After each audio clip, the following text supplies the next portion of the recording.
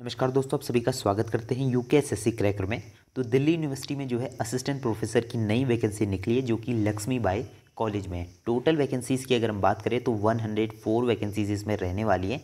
और पर एक सब्जेक्ट की हम बात करेंगे कौन कौन से सब्जेक्ट्स में कितनी वैकेंसी है, ठीक है। तो क्या रिजर्वेशन क्राइटेरिया रहने वाला है, तो सबसे पहले आप देख सकते हैं पर एक डिपार्टमेंट में बात करेंगे। सबसे पहले कॉमर्स में जो है टोटल वैकेंसीज़ आपकी 12 वैकेंसीज़ इसमें रहने वाली है।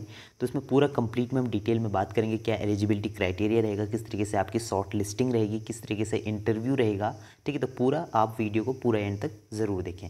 सबसे पहले कॉमर्स में आप देख सकते हैं 12 सीट्स हैं, जिसमें कि आपकी जनरल की 5 सीट्स हैं, ओबीसी की 3, एससी की, ठीक है, एससी की और एसटी की 1 और 2 सीटें रहेंगी, ठीक है। ईडब्ल्यूएस की इसमें 1 सीट रहेगी और फिजिकल हैंडीकैप की इसमें कोई भी सीट नहीं है। इसी तरीके से कंप्यूटर साइंस में 4 सीट, तो जिसमें आपकी जनरल की है 1 सीट और 2 ओबीसी, ठीक है। तो इस तरीके से इसमें क्राइटेरिया रहेगा। इकोनॉमिक्स में जो है आपकी 10 सीटें हैं, इकोनॉमिक्स में 10 और जनरल की इसमें 3 सीटें हैं, ठीक है। तो आप इसका स्क्रीनशॉट ले सकते हैं। हिंदी में जो है आपकी 13 सीटें हैं, जिसमें कि आपकी जनरल कैटेगरी की 5 सीटें हैं, ठीक है। तो इसके बाद है आपकी हिंदी में 8 सीटें हैं, जिसमें कि जनरल की 5 सीटें रहने वाली हैं, ठीक है। तो इसके बाद है आपका हिस्ट्री में सिर्फ आपकी 2 सीटें हैं। होम साइंस में 11 सीटें हैं, जिसमें कि आपकी जनरल की 3 सीटें हैं।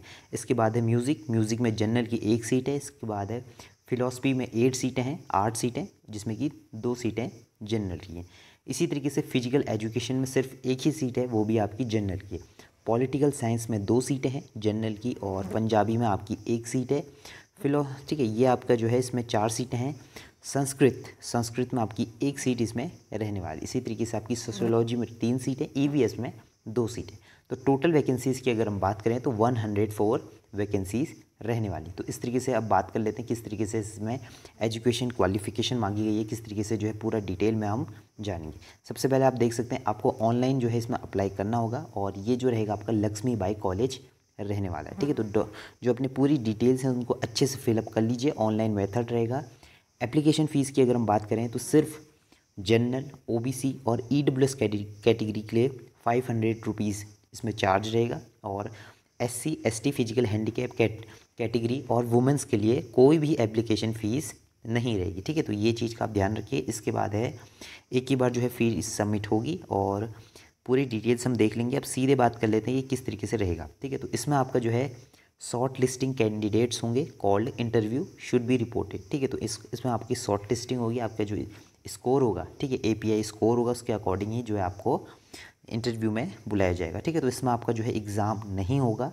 अब सीधे देख लेते हैं कि किस तरीके से जो है इसमें qualification for the post of assistant professor रहेगा, ठीक है, for the discipline of arts, commerce, humanity, law, social science, language, library, ठीक है। तो जितने भी हमारे डिपार्टमेंट रहेंगे उसमें आपका मास्टर डिग्री होनी चाहिए, ठीक है। तो पीजी आपका 55% मार्क्स आपकी इक्विवेलेंट ग्रेड पॉइंट्स विद, ठीक है। तो आपकी जो है ग्रेडिंग आपकी मिनिमम आपकी 55% होनी चाहिए। तो आपका कहीं से भी आप इंडियन यूनिवर्सिटी और इक्विवेलेंट फॉरेन यूनिवर्सिटी, तो अगर आप इंडिया में कहीं से भी अगर आपने मास्टर्स करा है तो आप इसमें एलिजिबल रहेंगे। Fulfil the qualification the candidates must be national eligibility test है, तो आप नेट क्वालिफाई भी होने चाहिए, ठीक है। तो नेट क्वालिफाई होने चाहिए, यूसीजी से जो ऑर्गेनाइज कराता है उससे आप नेट क्वालिफाई होने चाहिए।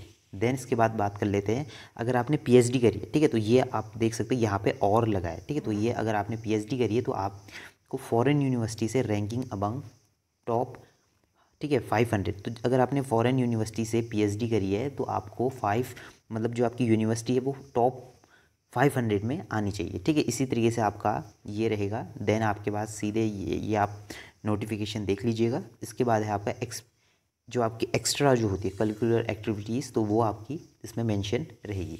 तो ये जो है आपका मैनेजमेंट स्टडीज़ के लिए, तो इसमें भी आपका सेम रहने वाला है। तो इसी तरीके से आपका जो है ये रहेगा। तो ये आपका म्यूज़िक का है, तो सब में जो है सेम ही रहेगा। मास्टर्स डिग्री 55%, नेट क्वालिफाई, ठीक है। तो ये आपका सभी में जो है आपका सेम रहेगा। एजुकेशन में आपका जो है बीएड होना ज़रूरी है और साथ में जो है मास्टर्स डिग्री होनी चाहिए। ठीक है, तो इसके बाद हम अब बात कर लेते हैं कि शॉर्ट लिस्टिंग जो होती है किस तरीके से होगी। ठीक है, तो इसमें कोई एग्ज़ाम नहीं होगा, जो आपके पहले के रिजल्ट के जो मार्क्स होंगे उसके अकॉर्डिंग ही जो है मेरिट लिस्ट निकलेगी। ठीक है, तो इसमें आपको जो है इंटरव्यू के लिए बुलाया जाएगा। सबसे पहले आपकी ग्रेजुएशन के जो मार्क्स हैं वो देखे जाएंगे। अगर आप 80% से अबव हैं तो आपको 21 मार्क्स मिलेंगे। 60 एंड लेस देन 80 इसके बीच में है तो 19 मार्क्स मिलेंगे। 55 लेस देन 60 इसके बीच में है तो 16 मार्क्स। 45 लेस देन 55, ठीक है, तो इसके बीच में है तो आपको 10 मार्क्स मिलेंगे। ठीक है, तो ये ग्रेजुएशन की बात होगी।